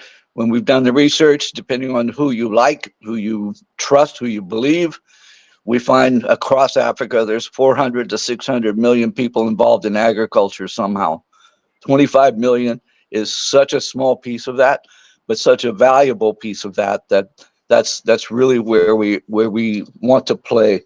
We're targeting those who are between 15 and 40 years old, mostly because they are the most flexible, pliable, adaptable, and willing to adopt new approaches, new techniques, new technology. And that's what we hope to see happen with the implementation of Grow Mobile. I can't wait. I can't emphasize enough. I can't wait to see this whole thing happen and to see how it unfolds. We're anxious for it to get going. Thank you so much for that. I can see your passion. That is powerful, because if you have that energy, then it can always allow you to ride on. It can push you on. And I don't remember who was saying it. He said that you need passion. If you have passion, it will wake you up all the time. If you have passion, you're not going to say, oh, I want somebody to motivate me. No, your passion will motivate you. So we need to be passionate for what we are doing. Really believe that it is valuable. Really believe that we are the ones that have been called upon to do this.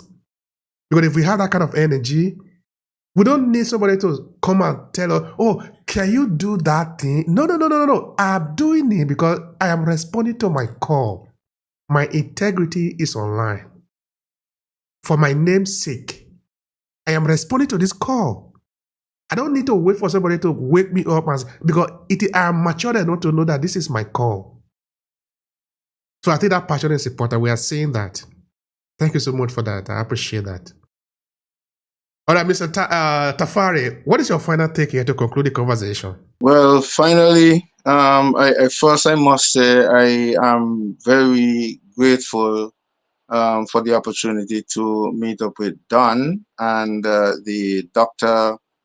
Amika Amela. I'm not sure. I don't want to butcher her name, but the doctor who was on before.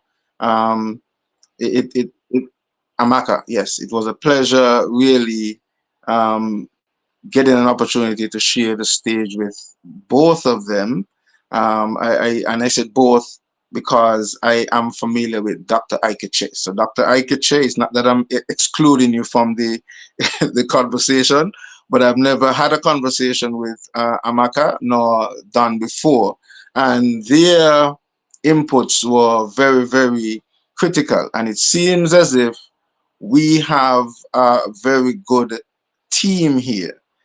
Based on what I'm hearing here, all we need to do right now is seek to find ways for us to collaborate more and make some of what is almost already a reality materialize in a very tangible way.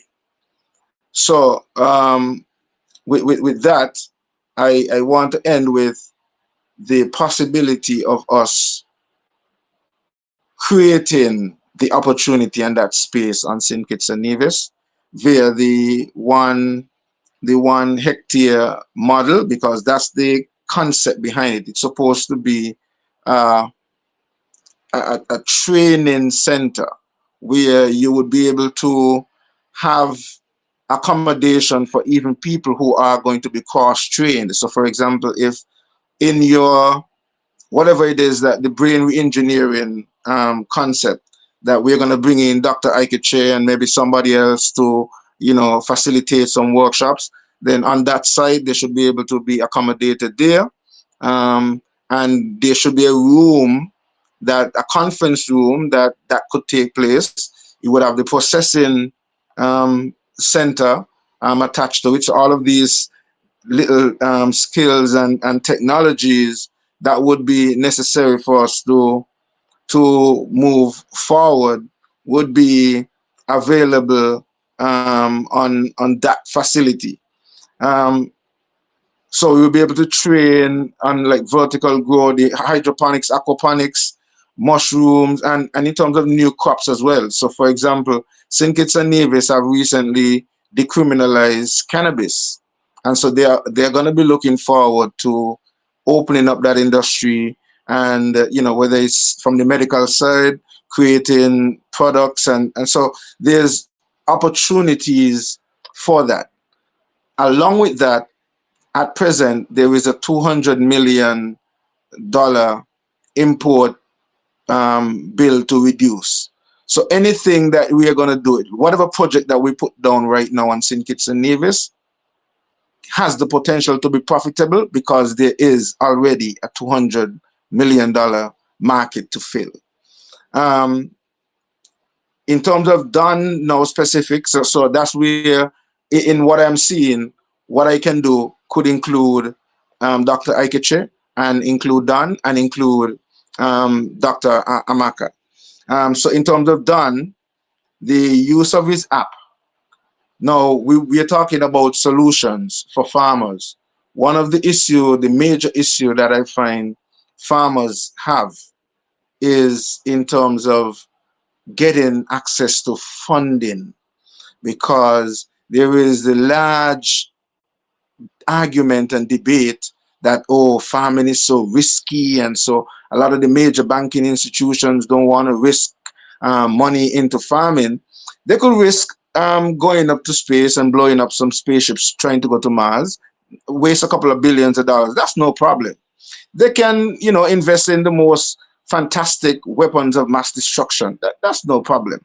But to invest in farming, so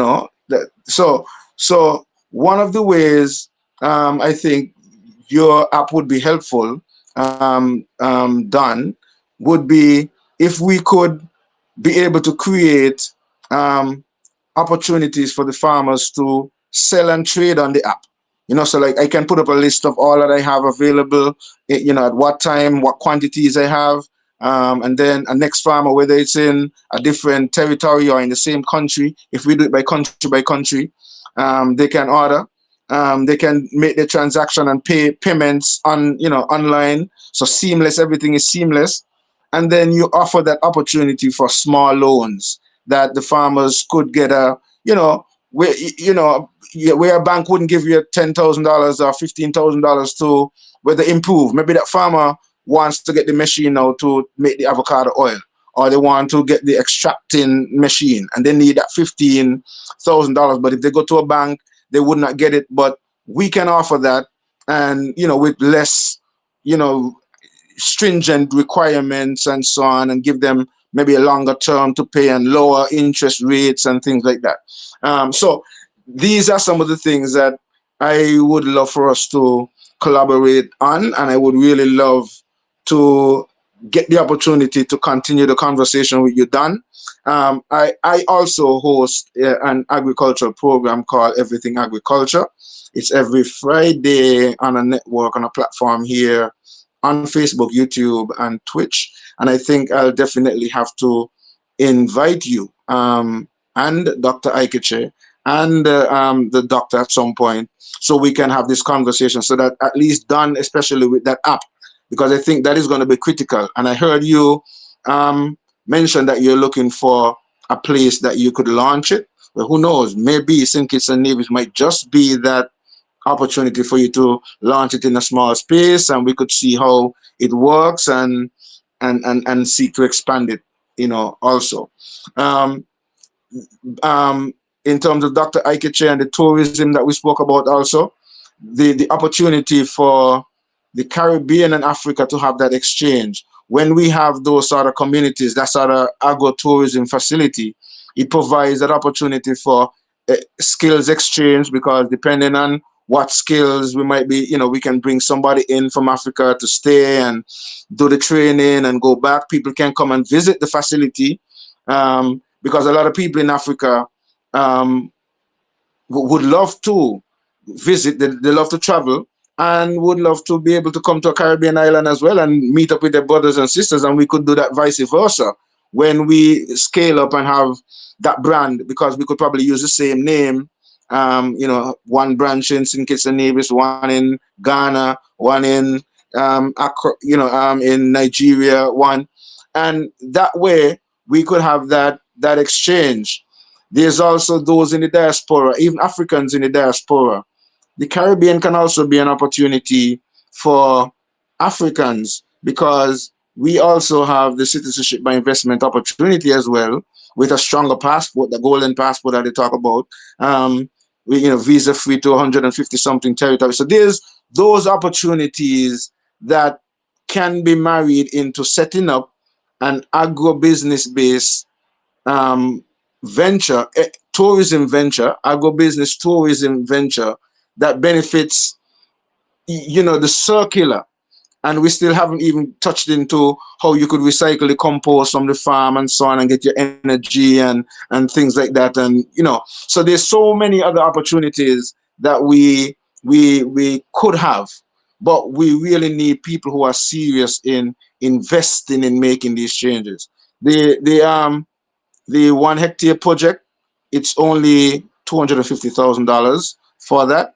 So I'm not even talking the millions yet. So that's something that is reachable. So we could really look into this, and I have the plans and proposal already. It's a business plan already, so it could be proposed to any person who have the possible funding to make it a reality.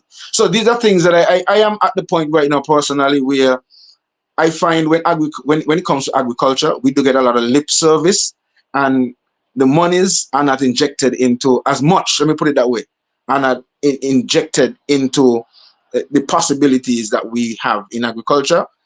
When I look at the seriousness of food security and food sovereignty, the kind of money that is spent into going to Mars, if we get a fraction of that into agriculture, the world would be a much better place in terms of food security and food sovereignty. Thank you so much for that, Tafari. I appreciate the energy that you are dispersing there. This is important. You see, when people that are passionate about what they do speak, you see it. You know, you don't need to explain it. You just see it flowing.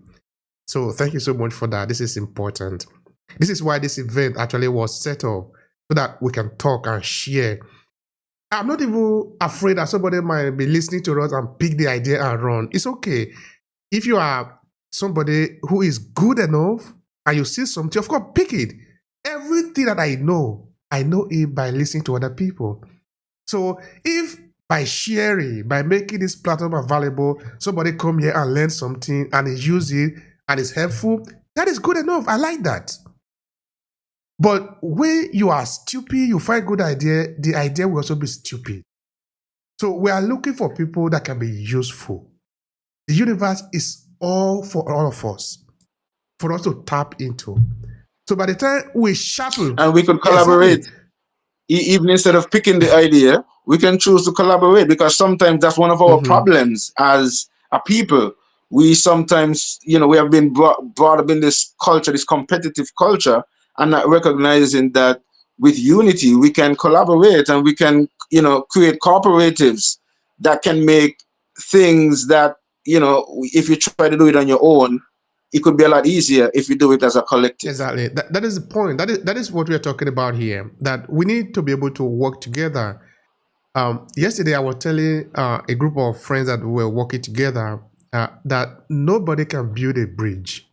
There is no bridge in the world that is built by a person. Nobody can move a mountain, but the people can move a mountain. The people can seek a valley if they want. The people can literally move a mountain and shift it to another place. If people can do anything, what I'm saying in essence is that by the time we collaborate, there is nothing we cannot do. But if I am just saying that I am the only one that can do it, I am the most intelligent, it is not going to work. It's never going to work like that. So that is why we are seeking what is the best way for us to do it. I might be able to do one thing, but that is all I need to do. That is all I need to do that thing. Another person knows how to do another thing. If we put it together now, we already have two stools that can make up the triangle. Another person knows how to do another thing. We're already moving. So we need to be able to work with each other so that we can be headed towards the same direction. At the end of the day, we'll be able to do a lot of things. No one of us is going to survive taking this world along. The way we made this world, we're going to live it like this. Now we're alive. Let's make use of the best time that we have right now. Tomorrow we will not be here. If we know that, then we should be careful of just thinking that the world is just about me. It's not about me. It's about all of us. So thank you for being here. And please come around next time, because next month we'll be here again. This is a conversation we really want to have. And we're not going to have it one time. We're going to have it multiple times. So thank you so much.